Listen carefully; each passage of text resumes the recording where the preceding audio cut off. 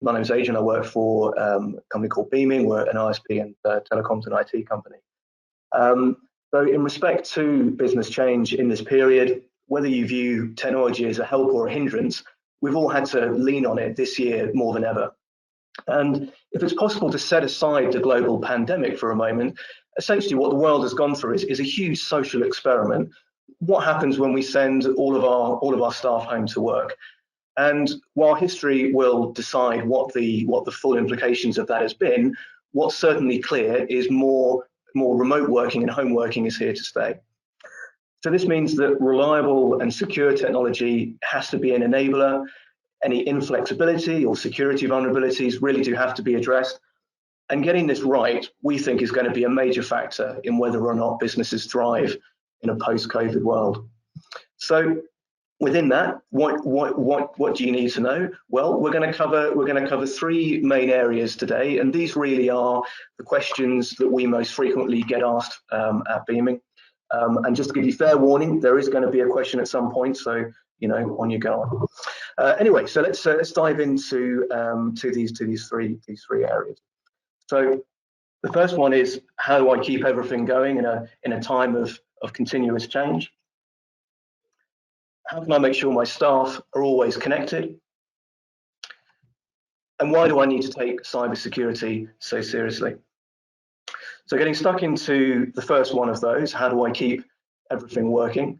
Well, when your teams are dispersed, the effectiveness of communications can be the difference between a company being a success or not.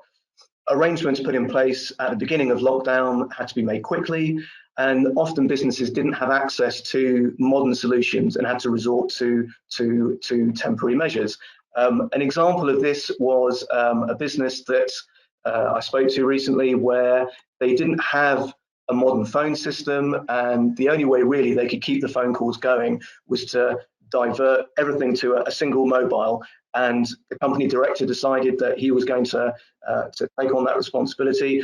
So it meant that he was constantly fielding calls for all sides of the business. They said that really they got themselves in a bit of a muddle when trying to deal with voicemail. Calls were frequently missed. It certainly wasn't an ideal situation at all. So as a result, you have a problem where response times are affected. So this could be to clients, this could be to other team members, and a part of an effective and productive business is going to be that speed of response, and it can be a competitive advantage.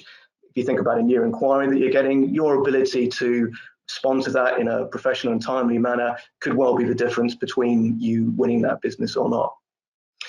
Another aspect when it comes to communications is how individuals are set up. So some people really thrive on working on their own. Others depend upon that motivation and encouragement. With the right tools in place, you can still have those regular conversations with both individuals and as a team. There are lots of challenges around business leadership with remote teams at the moment, something that Nikki may touch on in the HR portion of today's event. So you can give yourself an advantage in this area by using cloud applications. So things like Microsoft 365, a cloud phone system, platforms like we're using now for video calling and conferencing. As an example, a cloud phone system will give you the ability to deal with calls in the same manner wherever your staff are working from. It's transparent to the customer. They're really not going to notice that anything is different at all. Also, if you were to expect to be making changes to your workforce, your provider really needs to be able to match that with their own flexibility. Will they be able to add or remove users from the system? Will that have contract implications? That kind of thing. Do be aware though, not every connection is equal. Not all IT companies will operate in the same way. Cloud platforms and say accounting software, they're going to vary with support as well as features. So we're looking at providers as well as looking at security and functionality. Just think about ease of use. How well will these providers be able to assist you, particularly if you need to make changes quickly? So moving on to the second frequently asked question that we get. How do I make sure that my staff are connected? Well, I wonder how many people here really only think about their internet connection when it develops a problem. But if it does go down, that often means that you can't work at all. So it does deserve some careful consideration. Domestic internet networks are designed for just that, domestic use. The networks are hugely oversubscribed to achieve economies of scale, and the business model really is designed for not having everybody online at the same time. That's why you typically see changes in performance of a connection. Quite often when kids are coming back from school, they're on Netflix and YouTube, and the congestion on the network shows itself in poorer performance. That it's not designed for that constant business traffic. Often if there is an issue with someone working from home and they've got a problem with their connection, they're going to be the ones left dealing with their provider. You know, it could be meaning they're on hold for long times at a call center, which is frustrating at the best of times, but particularly more so if they're actually trying to work at the same time. Another thing to think about is, are there other people in the house that are also trying to use that internet connection at the same time as you? Are you competing with the rest of the household for that bandwidth? If you can imagine two people working from home at the same time, it's causing a problem. You can hardly ask your partner who's working as well to stop using the internet. Well, maybe you could do if you've got a teenager at home that's on YouTube. So a recent example in this area, we had a customer who they're working from home. They were taking part in video calls with clients and team members, but they were having constant dropouts and performance problems because they lived in a busy household, lots of people trying to use the internet at the same time. So what we did there is Beaming put in a second broadband connection just for the home office use. And what that means now is that when they do have that important conference call, they know that it's going to be smooth. They're not going to have dropouts, not going to have performance problems, and they don't have to worry about asking other people in the house to stop using the internet. It's not an expensive thing to provide a dedicated business line to staff. There was a recent survey from the Institute of Directors, and it showed that 74% of businesses are planning on increasing the amount of home working. So we certainly think at Beaming it's a good idea to invest in the connectivity for your staff. So moving on to the final section, why do I need to take cybersecurity so seriously? Well, in a nutshell, it's because the threat from cyber criminals is greater than ever.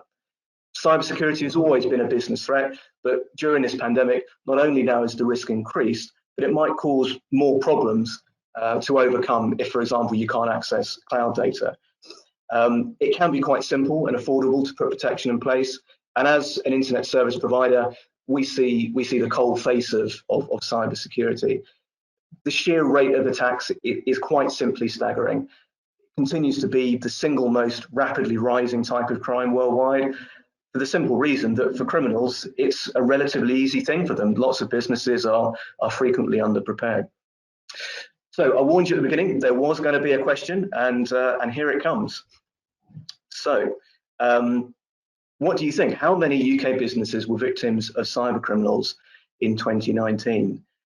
Now, Sonia is able to put a poll up for everybody to see here, so you can choose what you think the answer might be. So, of UK businesses in 2019, do you think that were victims of cyber crime?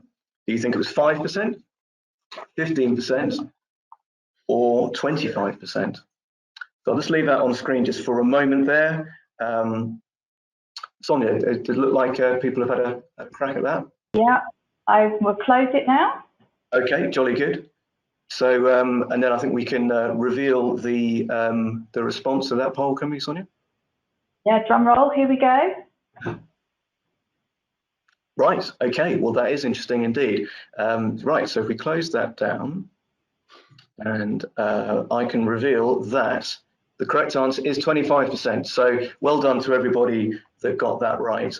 So 1 in 4 businesses, 25%, that equates to 1.5 million UK businesses. It's a staggering amount, and it represents a doubling in cybercrime rates since 2015. On average, UK businesses were attacked online more than once a minute last year, and Beaming have recently put out some research that shows in the last quarter that's actually increased to a rate of every 45 seconds. Most attempts were thwarted, but this high volume of automated attacks means that any crack in the cybersecurity defenses of a business are more than likely to be exploited. It's a hugely underreported crime, and it's understandable. There's a lot of reputational damage and stigma around this that the businesses face. So it's understandable that sometimes people don't talk about it, but it's a huge issue, and one that really does need to be looked at. So getting back to the core question around this, why do you need to take it seriously? Well, against that backdrop that we've just looked at, what can you do to protect your remote workers as well as your financial, staff and customer data? So I'm just going to run through some particular areas that I would encourage you to be aware of and to take a look at if you aren't already. So the first one is around staying up to date with your software and your operating systems. No one likes to wait for Windows updates, but most of these updates are there to fix security vulnerabilities. So once the updates are released, cyber criminals can get all the details around what that vulnerability was and then actively exploit it. So updating as soon as possible is really critical. And there are ways that this can be managed so it minimizes the amount of disruption while keeping you and your team members safe. You may be familiar with virtual private networks, VPNs. This is a technology that allows you to remotely connect into your servers and access your data. And however, it needs to be set up and configured correctly. So it needs to be encrypted end to end so that data in motion is fully protected at all times.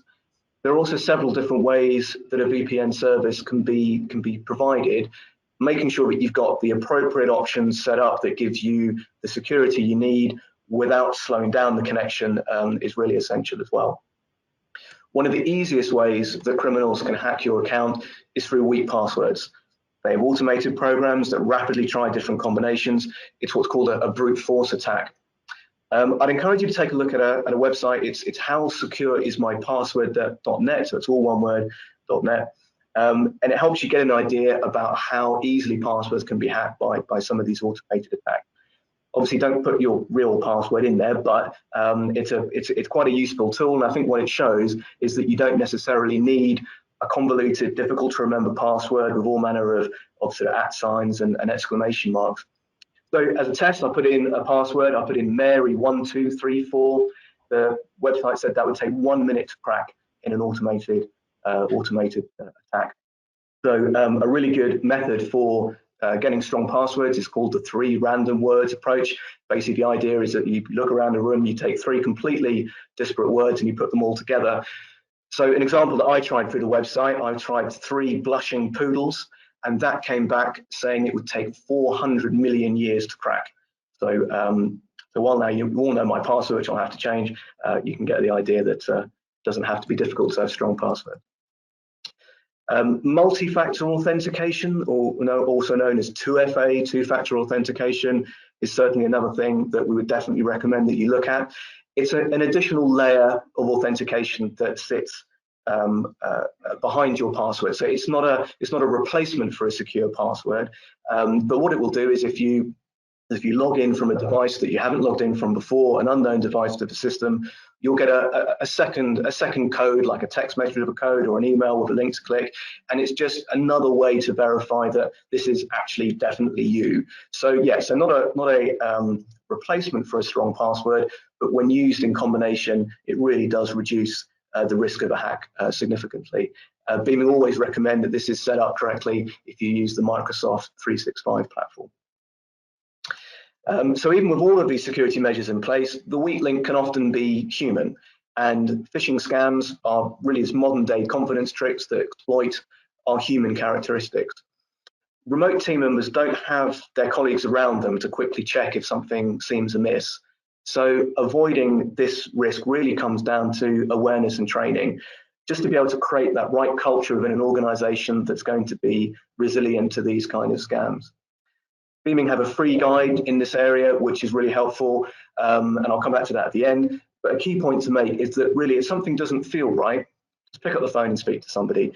You know, your boss, your line manager, they're not going to send you an email and say, look, pay this invoice to this company you've never heard of before, but don't talk to anyone about it. It's a secret.